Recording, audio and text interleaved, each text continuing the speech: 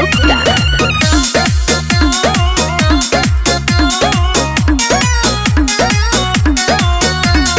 बावे का विचार बोले बोले सरकार जी, करे खातिर सेवा बानी हम तो यार जी। ए जी फरमाइश करी। आगे बावे का विचार बोले बोले सरकार जी, करे खातिर सेवा बानी हम तो यार जी। हत्ता बदले में कोई हजार दे, बुझा नहीं। पैसा न प्यार दे, पैसा न प्यार दे, गाड़ी न थार दे, हई रंगदार तोहरा के हथियार दे।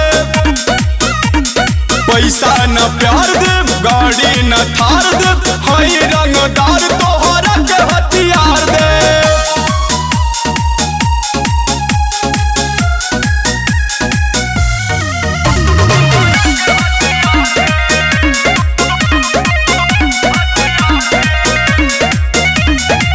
काटा से कमर छोली, पिस्टल से गलिया, कौना के दाम बाज कदी ही बावलिया। अच्छा। बोली रे है सुनी।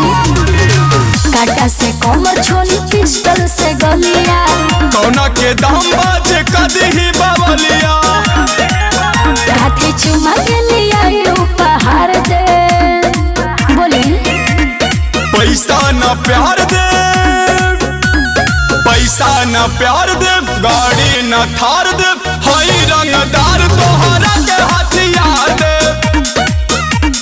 पैसा न प्यार दे, गाड़ी न थार दे, हई रंगदार तोहरा के हथियार दे।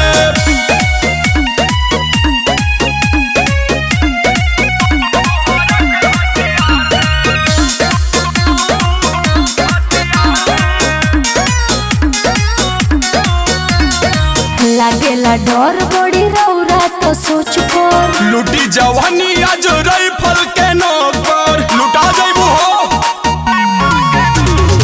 लागेला डर बड़ी रौरा तो सोच कर। लुटी जवानी आज राइफल के नौकर। ए जी आंसू प्रतीक का हमके मलिकार दे। ए पैसा न प्यार